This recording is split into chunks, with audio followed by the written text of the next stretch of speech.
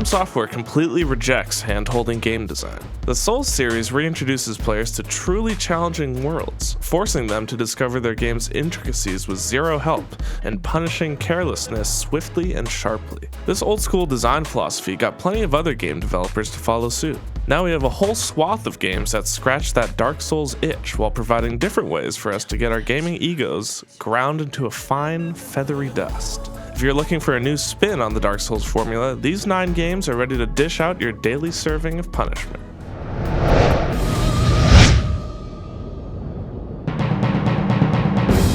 Demon's Souls. It's the game that started it all, and yet it technically isn't a Dark Souls game, which is why you see it on this list. Demon's Souls laid the groundwork for the entire Dark Souls series. Everything from the unforgiving world design to the cryptic storytelling and initially bizarre online player interaction is there. There are some fascinating characters to encounter if you can find them, and best of all, you'll finally get the many references to Demon's Souls From Software has dropped into the Dark Souls series. If you're looking for more Dark Souls, don't skip out on Demon's Souls.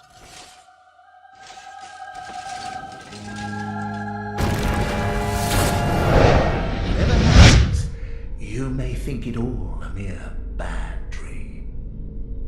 Bloodborne. If Bloodborne's Cthulhu monsters and top hats deterred you from exploring its grim and fascinating world, you need to put all those Dark Souls traditionalist feelings aside. From Software's move from the medieval fantasy setting of Dark Souls to Bloodborne's arguably cooler, more stylized version of masochistic adventure is an excellent departure from the Souls gameplay style. Bloodborne favors faster combat and maneuverability over turtling behind metal shield, forcing some Dark Souls veterans to adopt new tactics. And if you're looking for a veiled story with mysterious side characters and a plot that makes little sense until you really dig for it, Bloodborne's got that too. Creator and destroyer of worlds, hear my vow.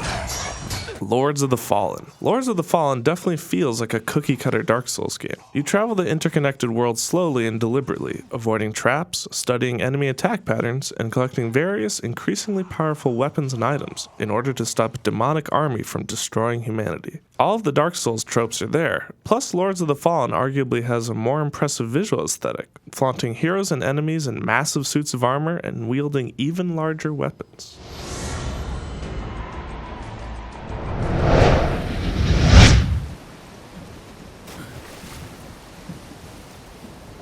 Nioh. Nioh is more story-oriented than the Dark Souls games, as it follows a blonde-haired samurai named William through feudal Japan. The setting means fewer undead monstrosities and more bandits, with demons popping up only rarely, but it also means a more technical playstyle, where you have to carefully manage your ki and weapon stance. It's also a bit more brutal than Dark Souls, as even low-level foes can cut you down in a single slice if you're not paying attention. If the Onimusha series and Dark Souls had a baby, it would be Nioh.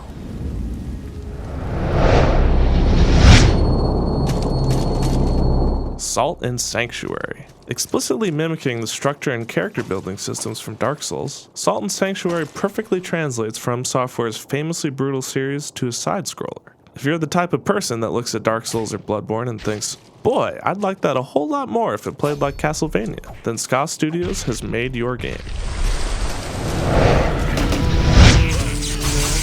ITER. Pull back Dark Souls' camera to an isometric perspective, give the game pixel graphics, and make the hero a Viking shield maiden, and you've got ITER. The upcoming game makes every enemy encounter a tactical endeavor, drops story details and item descriptions, and has really difficult bosses to defeat. It's like Dark Souls, alright. Surviving ITER's undead, skeleton-infested world requires you to study your enemies and manage your combat abilities effectively. Whether that means swapping your sword and shield for damage-dealing dual axes, or igniting your weapons in sizzling lightning bolts.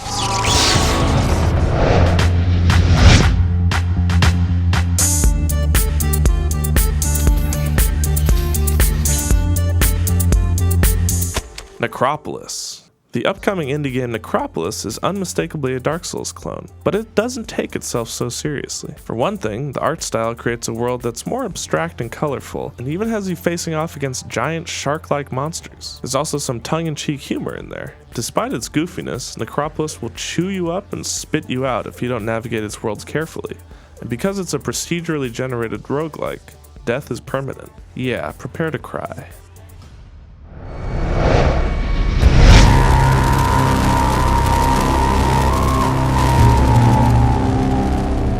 Hyper Light Drifter. You never know what to expect when you enter Hyper Light Drifter's neon, cyberpunk, Mayan ruin-like environments. The entire world is a mix of natural and technological elements, all highlighted with colorful, vibrant landscapes that contrast the somber musical tones and often gruesome visual themes. Hyper Light Drifter combines the lightning-fast reactionary combat of Ninja Gaiden, puzzle-solving exploration of Zelda, and hair-pulling difficulty of Dark Souls all into one adventure. You can't go wrong with that.